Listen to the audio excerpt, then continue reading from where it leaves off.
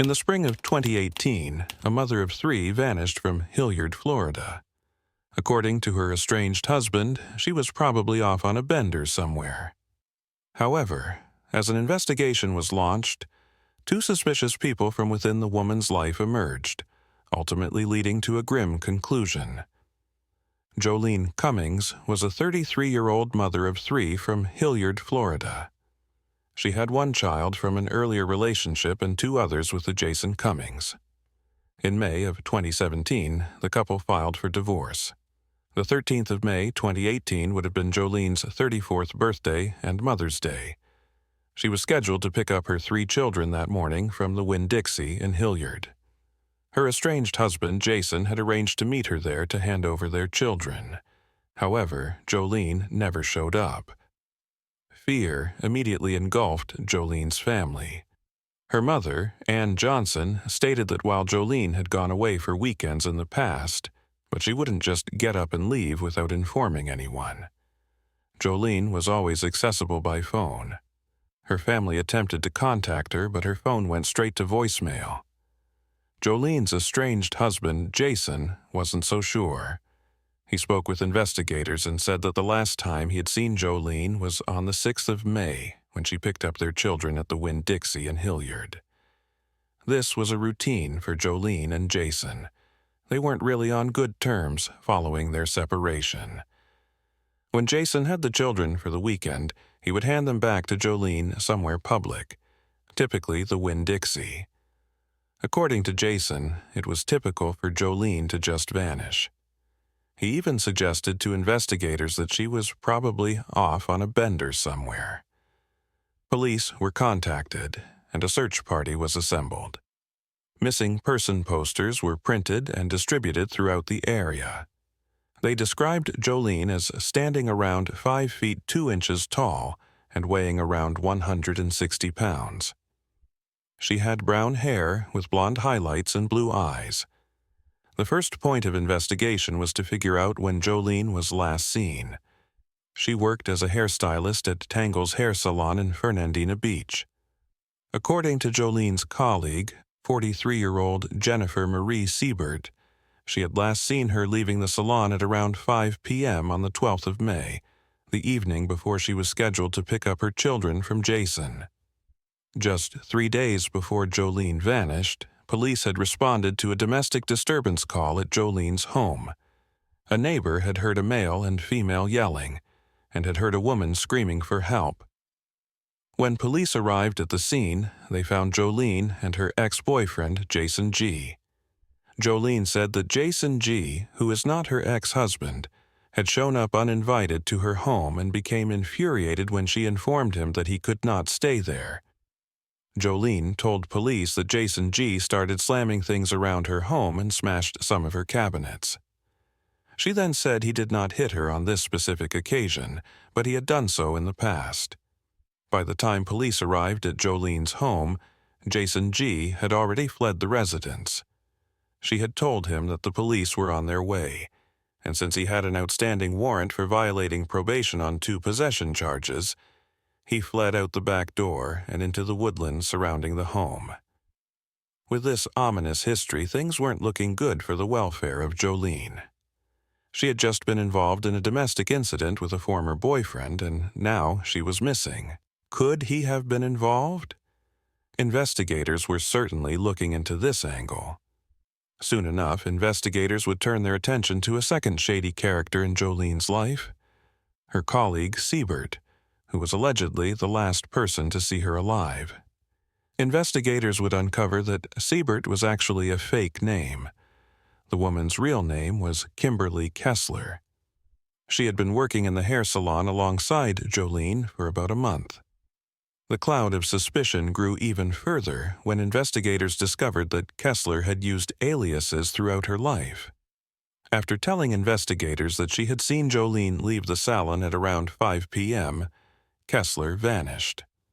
Investigators showed up at the salon wanting to speak to Kessler further, hoping she might have forgotten to disclose a crucial piece of information. However, Kessler never showed up to work at the salon again. Even more peculiar, the salon discovered that Kessler had given them a bogus address where she was supposedly living. She had also used a fake Social Security number. Meanwhile, Joleen's ex-boyfriend, Jason G., was arrested on an outstanding warrant for violating probation on 2 possession charges. There were now 2 persons of interest in Joleen's disappearance, but investigators were no closer to finding her. Joleen's tan 2006 Ford Expedition was discovered in the parking lot of a Home Depot in Yulee. Investigators obtained CCTV footage from the parking lot and saw the car parking at around 1:17 a.m. on the 13th of May. As the footage continued, they expected to see Joleen climbing out of the car. However, much to the surprise of the investigators, they saw Kessler climbing out of the driver's seat of Joleen's car, the last person who allegedly saw Joleen before she vanished. Kessler then entered a nearby Gate gas station and asked the employee to call her a taxi. The employee described Kessler as appearing irritable and anxious about wanting a taxi. Kessler told the employee some bizarre story about being with her friends when one of her exes approached them and said that it was not good. The employee stated that Kessler didn't mention why her friends left, or anything like that, or what happened after the ex showed up. She almost acted like she didn't want to talk about what happened. She looked anxious, as if she thought something was wrong and didn't want to be left alone. The story was strange because CCTV had clearly picked her up in the parking lot alone. After this conversation, Kessler started to talk to the employee about the effects that meth had on the body, stating that she had been studying it. She also asked the employee if they were a born-again Christian. When the employee tried to go back inside the gas station after calling the taxi, Kessler essentially begged them to stay outside, which they did until the taxi arrived and picked her up. Kessler told the employee that she needed a taxi to a nearby fitness center where her car was parked. According to the employee, it looked as though Kessler had a red mark under her left eye, just on her cheekbone, as if somebody had scratched her. The taxi driver picked Kessler up at the gas station at 1:51 a.m. In the taxi, Kessler talked about religion before she asked to be dropped off at Woody's Barbecue in Hilliard. She even asked for the taxi driver's number, telling him that they could go to church together sometime. Joleen's SUV was towed by investigators so that it could be thoroughly examined while a search was conducted of the area surrounding the SUV. Investigators contacted businesses in the area and requested to review any CCTV footage they may have had. They began searching for Kessler as well as for Joleen. Kessler was finally tracked down by investigators on the 16th of May. She was found inside a 2016 black Kia Soul, parked between semi-trucks in a rest area. Evidence showed that she had been living inside the car. Based on the CCTV footage from the Home Depot parking lot, Kessler was arrested for grand theft auto and booked into the St. Johns County Jail before being transported to Nassau County. She was additionally charged by the FBI with a federal offense of possession of a counterfeit passport. Almost as soon as Kessler was arrested, Sheriff Bill Leeper held a press conference. He said Sabert's real name is Kimberly Kessler from Butler, Pennsylvania. Sheriff Leeper emphasized that the investigation was still ongoing. They wanted to determine where Joleen had been in the lead-up to her disappearance on the 12th of May, and to investigate the relationship and dealings she had with Kessler, who was now the prime suspect in her disappearance and seemingly her murder. The search for Joleen or her body was focusing on the woodlands throughout the area. Investigators received an anonymous tip, but they did not divulge information regarding it. They utilized all of their resources in the search for Joleen, including sniffer dogs, horses, and even boats. They appealed to the public, asking if anyone had seen Joleen or had contact with Kessler to get in touch. The news that investigators believed Joleen was dead was crushing to those who loved her. While there had been 2 arrests and therefore 2 persons of interest, there was no body, which meant there was really no closure. Joleen's mother, Anne, took to Facebook she asked for people to pray for the recovery of her daughter's body and for Joleen's 3 children, who were now without a mother. A GoFundMe was established by members of the community to assist Joleen's family during this unimaginable time. A $4,000 reward was also announced for information that could lead them to Joleen's body. While the salon where Joleen and Kessler had worked together closed for good, the owners, James and Vicky Simmons, updated their clients by posting a Facebook message that read, "It would not be the same and too heartbreaking without Joleen. Thank you for supporting us for 10 years. Investigators began to look into Kessler's history, and what they found was both bizarre and disturbing.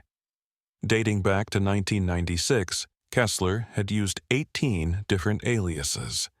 She lived in 33 cities across 14 states over that time frame and had been employed at various places, from restaurants to temp agencies. At one point, she had even been hired as a truck driver.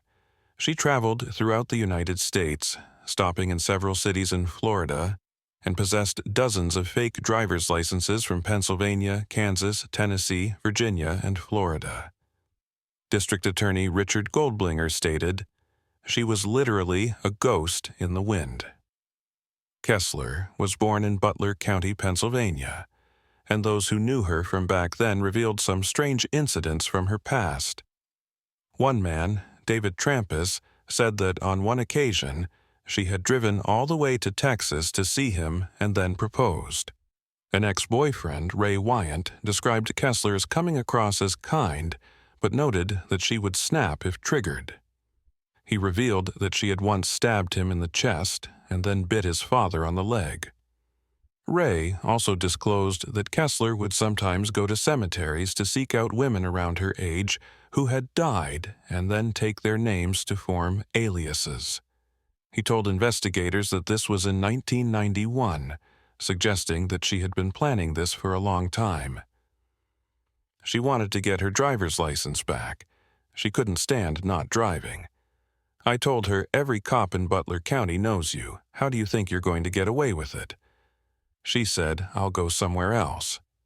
When the couple broke up, Kessler took their cat, and when Ray later asked about the cat, Kessler claimed that she had shot it. Ray also disclosed that Kessler had attacked her own brother while living with him. One night, after becoming annoyed, Kessler told her brother, "I'll get even with you."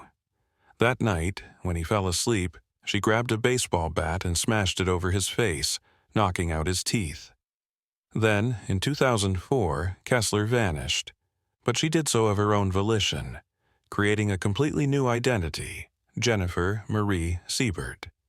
She got the name from a dead teenager whose gravestone she had noticed one day. Kessler wasn't reported missing by her family until 2012, but she hadn't been seen by them since 2004. At this point, she had been using the alias of Pamela Kleber, a name she had come across on another gravestone. Police at the time said they didn't suspect foul play because Kessler had told her mother that she wanted to leave town to get away from a former partner. Trooper Jim Long stated, "We did not expect this was a legit missing person. This person didn't want to be found." By all appearances, Kessler's mental health had been deteriorating for quite some time. Following her arrest for grand theft auto, a search of her phone revealed some very peculiar notes. One note read, "Joleen, I think Vicky wants to get rid of me because I'm not making any money."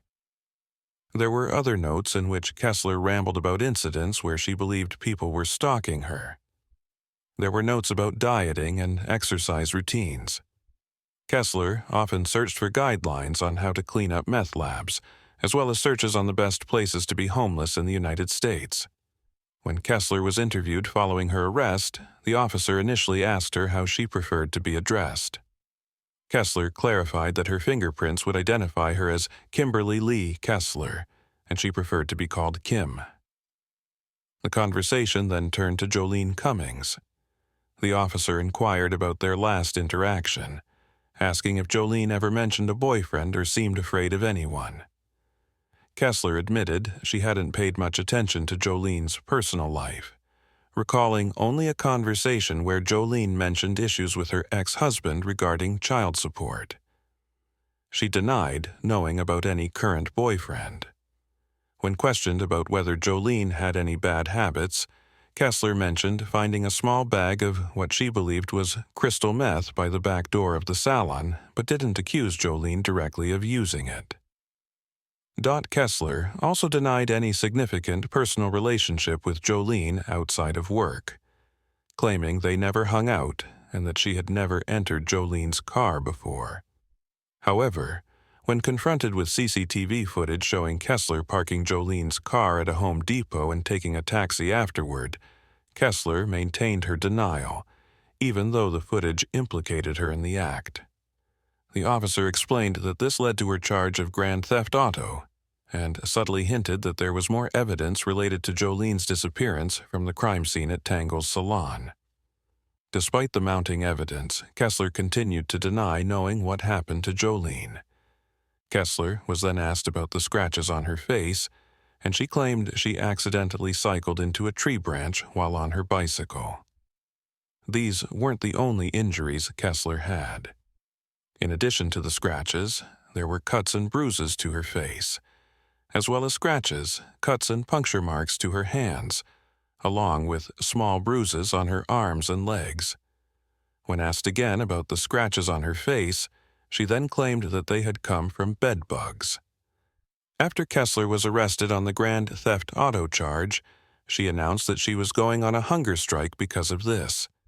She was moved to Duval County Jail, where the hunger strike would last for almost 2 weeks. According to authorities, Kessler had stopped eating when she was informed that investigators had uncovered all of her fake aliases. From jail, Kessler contacted her mother, Connie Kessler, whom she hadn't seen or spoken to in 20 years. According to Connie, Kessler's problems began around 20 years earlier when her son, Evan, was taken away by his father. She said that the reason Kessler changed her name for the first time was so that she could go back to Virginia and search for her son. However, Evan's father then told Kessler that her son had died in foster care, but Kessler did not believe this and continued searching for him. While in jail, this was something that Kessler mentioned to her cellmate, Molly Cash. Molly spoke with investigators and said, "She says someone has her son, the one that is missing. She told us she's a hairdresser and she worked with the lady who said that she kidnapped her son." Early the next month, the focus of the search for Joleen would shift to Folkestone, Georgia, a landfill in particular. CCTV footage had captured Kessler throwing something into a dumpster. Since Joleen's disappearance, hours upon hours of surveillance footage throughout the county had been analyzed. It was during this intensive search that they captured Kessler carrying a white trash bag and then emptying the contents into one of the dumpsters near the hair salon on the weekend Joleen vanished. Investigators cordoned off the landfill, where 2,700 tons of trash had been disposed of from northeast Florida and southeast Georgia during mid-May. Investigators didn't say exactly what they were searching for, but based on the timing of Kessler disposing of whatever it was in the trash bags, it was most likely related to the murder of Joleen. The search would last for a week, and some items of interest were recovered and sent off for examination at a lab. Just the day after the search at the landfill was completed, a woman's body was discovered in Charlton County, Georgia, the same county as the landfill. The body was found in a wooded area just north of the Florida border. In addition to Joleen, there was another woman missing from the county, Jennifer Perry, who had vanished in the Bryceville area on July 7th. By this point in the investigation, Joleen's family had accepted that she had been killed, and there was a feeling of relief that the body could have been Joleen. However, it would later be determined that the body was actually that of the other missing woman, Jennifer.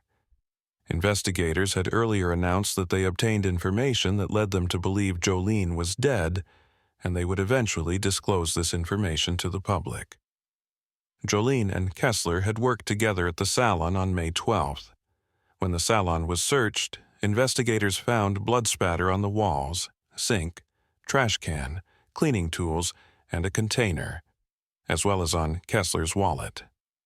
They also found a receipt for zip ties, an electric carving knife, and garbage bags. CCTV footage showed Kessler purchasing these items, making it evident that some kind of violent struggle had taken place in the salon when only Joleen and Kessler were working. In addition to the forensic evidence, Anne Morgan, who had worked at the salon with Joleen and Kessler, hinted at a possible motivation.